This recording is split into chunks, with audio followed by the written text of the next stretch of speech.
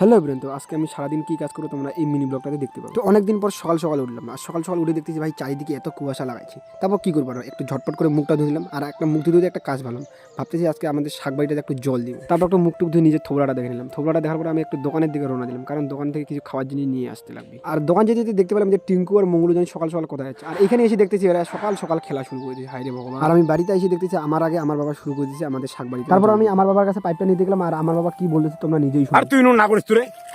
তারপর আমি তাও আর কি আমার বাবার কাছে জোর জোর করে পাইপটা নিয়ে নিচ্ছি, আর নিয়ে একটু শাকবাড়িটাতে আর কি জল দিলাম। A few moments later.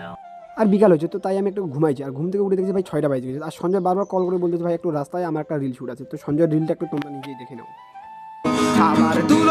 বন্ধু নতুন নতুন প্রেম তো মানে গার্লফ্রেন্ড কে ছাড়া আর কিছু ভাবা যায় না।